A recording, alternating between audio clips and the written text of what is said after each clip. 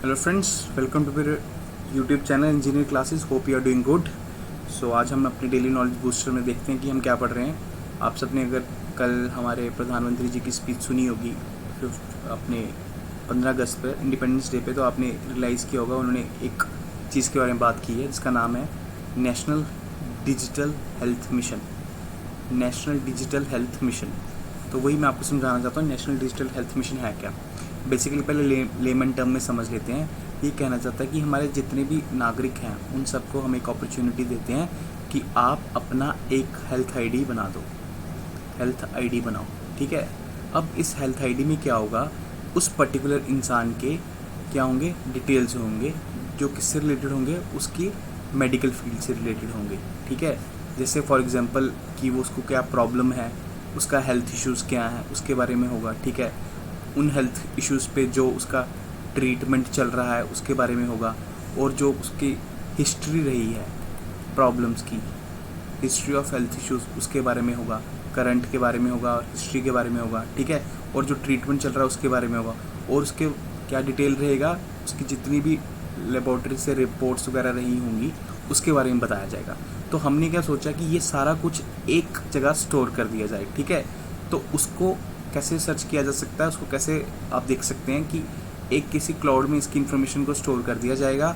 तो हर इंसान को एक पर्टिकुलर हेल्थ आईडी दी जाएगी। इस पर्टिकुलर हेल्थ आईडी के साथ वो बंदा, वो इंसान अपना असेस कर सकता है कि कल को उसे देखना हो कि हाँ मेरे को आज से 2-3 साल पहले क्या प्रॉब्लम थी, अब क्या प्रॉब्लम आ रही है, तो वो किसी को दिखा भी सकता है, डॉक्टर को, कि हाँ सर ये मेरी जितनी भी है सब की सब हेल्थ रिपोर्ट यहाँ पड़ी है।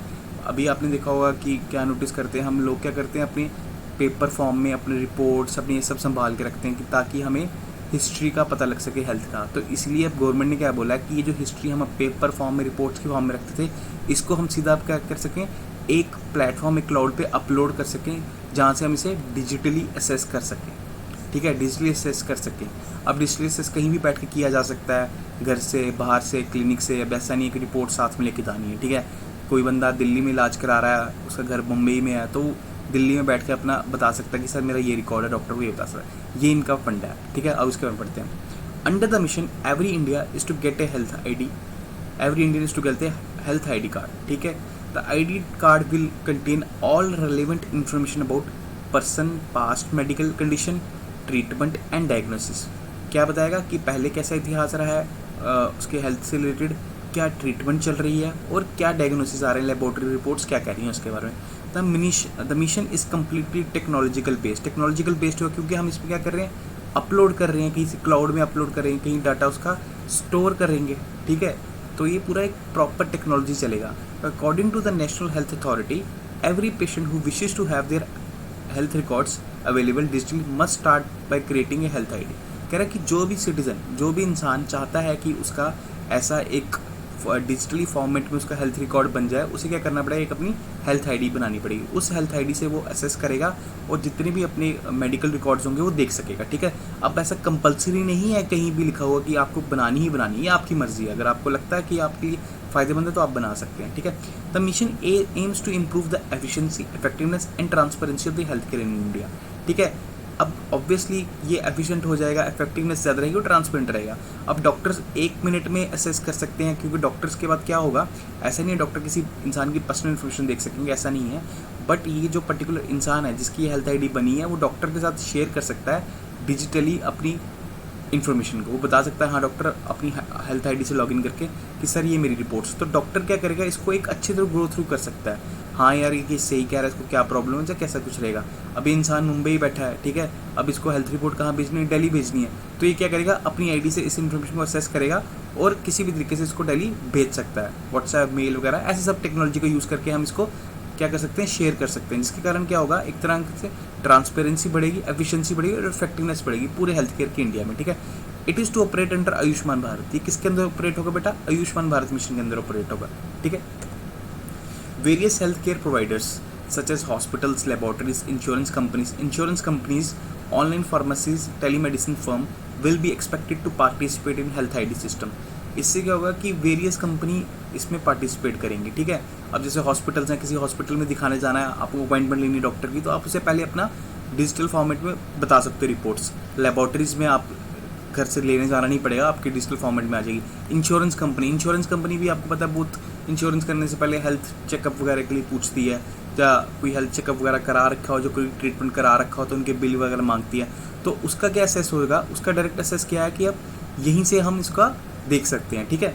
फिर will be expected to participate in health ID system. ये सब टेली मेडिसिन फर्म्स कौन सी होती हैं बेटा, कि जो एक तरह से कहीं और बैठे हुए, किसी और जगह बैठे हुए, आप टेक्नोलॉजी का यूज़ करते हुए, वीडियो कॉन्फ्रेंस का यूज़ करते हुए आप क्या करो, डॉक्टर से बात करो। उसको टेली मेडिसिन फर्म्स कहते हैं। इसमें आप दवाइयाँ भी मंगवा सकते हो, किसी से बात करके मेरे को दवाई चाहिए, इसमें आप सजेशन ले सकते हो, डॉक्टर्स का ओपीडी चेकअप करवा सकते हो। तो ये इन सभी जो ये जितने भी हमारे हेल्थ केयर प्रोवाइडर्स इनके लिए बेनिफिट रहेगा। Strategy overview document points out that while the option of digital health ID card will be there in case a person who doesn't want health ID, then also treatment should be allowed। ऐसा नहीं है कि किसी को, कोई अगर इंसान डरता है कि मेरी हेल्थ आईडी से मेरा डाटा लीक हो सकता है तो मैं हेल्थ आईडी नहीं बनाऊंगा, तो ऐसा नहीं है कि उसकी ना बनाने पर उसको ट्रीटमेंट ना दिया जाए, ऐसा कहीं नहीं लिखा हुआ, कंपलसरी नहीं है। Citizen holding the card shall allow a one-time access to the doctors and health care providers during their visit to the hospital। ये कह रहा है कि जो भी सिटीजन्स ने कार्ड को अपने पास है, उनमें क्या होगा कि एक बार उनको असेस कराना होगा डॉक्टर्स को कि हाँ कि इसमें क्या प्रॉब्लम है, क्या कुछ है, ठीक है। और जितने भी डॉक्टर्स हैं और health care provider during their visit to hospital, तभी तो डॉक्टर्स को पता लगेगा ना। बट ऐसा नहीं है, याद रखना कि कल को वो इंसान डॉक्टर अपनी मर्जी से इसका हेल्थ डाटा असेस नहीं कर सकता, क्योंकि वो आईडी किसके पास है, सिर्फ और सिर्फ सिटीजन के पास है। The permission to access confidential medical data is to provided for every visit by the patient himself. जितनी बार भी पेशेंट जाएगा मेडिकल डाटा वो खुद प्रोवाइड करेगा। ऐसा नहीं है कि डॉक्टर बोलेगा कि मेरे को आईडी दे दे मैं देख लूँगा, ऐसा नहीं है। By this the privacy of the patient is maintain. Obviously जब वो खुद दिखाएगा तो उसकी प्राइवेसी मेंटेन रहेगी, कोई उसका डाटा चेंज नहीं कर सकता। The control of the access of digital record is completely in the hands of the patient. पूरा कंट्रोल किसके दिया गया, हैंड ऑफ पेशेंट दिया गया, कि पेशेंट के हाथ में रहे।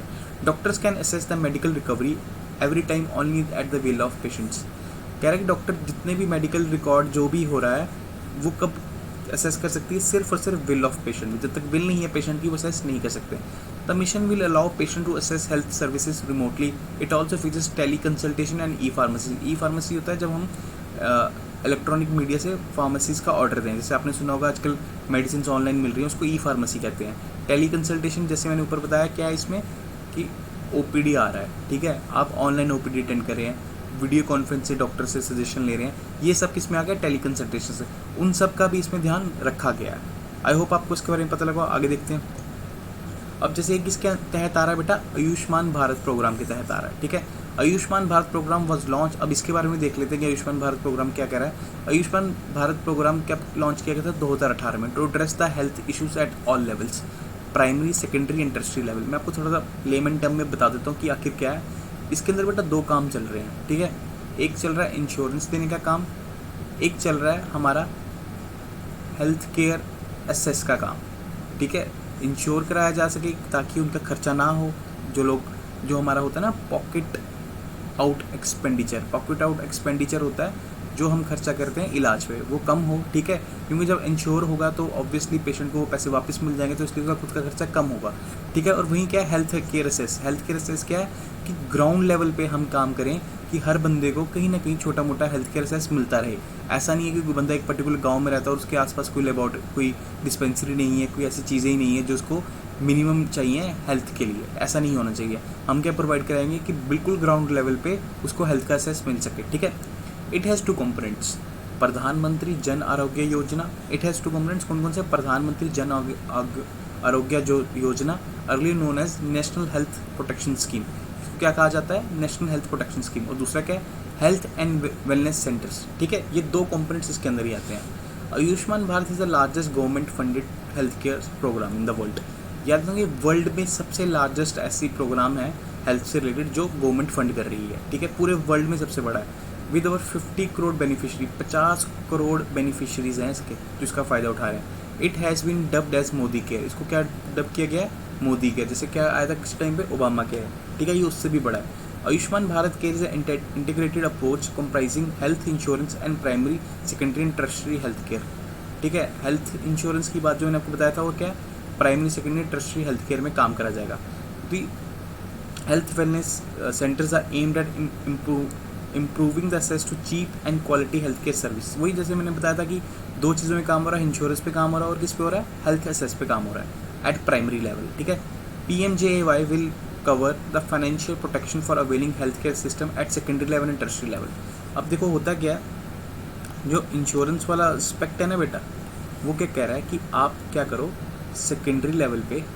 ठीक है, सेकेंडरी लेवल कौन सा आ गया बेटा, जैसे कोई एक एरिया है। ठीक है, मैं आपको जनरल एक एरिया बताता हूँ। ठीक है, सबसे पहले सबसे नियरेस्ट पॉइंट रहेगा असेस का वो रहेगा पर्सन के लिए, वो क्या रहेगा, डिस्पेंसरीज। ठीक है, डिस्पेंसरीज रहेगा।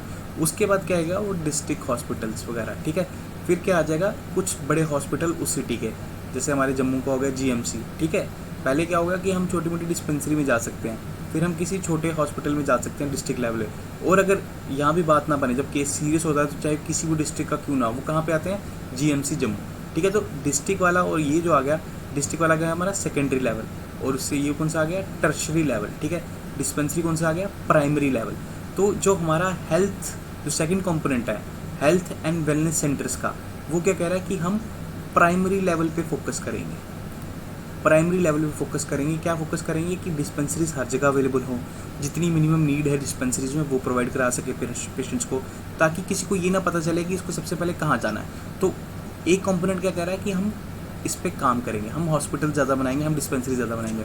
दूसरा कंपोनेंट क्या कह रहा है इंश्योरेंस वाला, कि आप डिस्ट्रिक्ट लेवल तक के हॉस्पिटल में जाते हो, आप डिस्ट्रिक्ट लेवल तक के हॉस्पिटल में जाते हो, उस सिटी के स्टेट के सबसे अच्छे हॉस्पिटल में जाते हो। ये आ गया हमारा टर्शरी और सेकेंडरी लेवल। यहाँ जितना खर्चा हो रहा है उसको हम इंश्योरेंस देंगे, इंश्योरेंस प्रोवाइड कराएंगे। ये आ गया कौन सा, प्रधानमंत्री जन आरोग्य योजना कंपोनेंट। ठीक है, समझ आया। तो ये याद रखना कि आयुष्मान भारत में दो कंपोनेंट है, एक प्राइमरी हेल्थ पे काम करना, प्राइमरी हेल्थ का एक्सेस बढ़ाना, और दूसरा क्या करना, इंश्योर करना। किस लेवल पे, सेकेंडरी और टर्शरी पे। ठीक है, आगे देखते हैं। अब हेल्थ एंड वेलनेस सेंटर्स, जैसे मैंने बताया, are being created by converting existing primary health centres and sub centres. जितनी भी अभी एग्जिस्ट कर रहे हैं primary health centre sub centre, उनको कन्वर्ट किया जाएगा हेल्थ एंड वेलनेस सेंटर।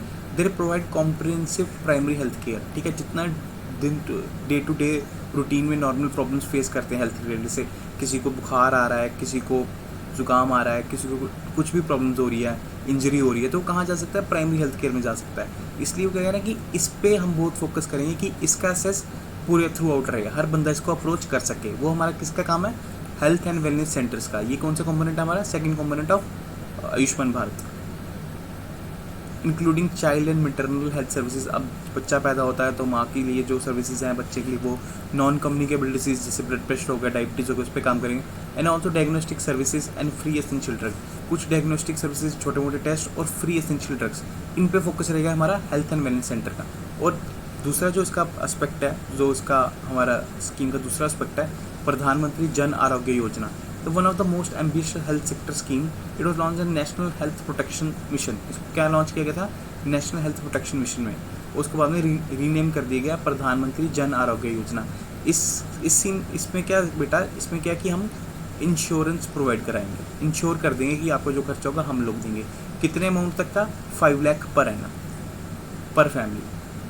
अब वो फैमिली में कितने लोग भी हो सकते हैं, ऐसा नहीं है। क्या कह रहा है कि एलिजिबल फैमिलीज, एलिजिबिलिटी क्या है बेटा, इसमें हमारा क्या है कि हमारा जो एक कुछ पर्टिकुलर इन्होंने इनकम रखी हुई है, उस इनकम से कम होना चाहिए। वो अगर इनकम का थ्रेशोल्ड से कम हो रहा है तो आप सब उसके लिए एलिजिबल हो। ठीक है, तो ये क्या कह रहे हैं कि हम 5 लाख पर एनम का इंश्योरेंस आपको प्रोवाइड करवाएंगे। ठीक है, the amount is intended to cover all secondary and most tertiary care expenditure. जितना भी इंश्योरेंस होगा, जितना भी खर्चा आएगा, कहाँ पे, सेकेंडरी लेवल और टर्शरी लेवल, उसका ये अमाउंट कवर करेंगे। ठीक है, there is no cap on family size. Family size पे कोई कैप नहीं है। ठीक है, इसका यही फंडा है, to ensure that nobody is left behind, कोई भी पीछे ना रह जाए,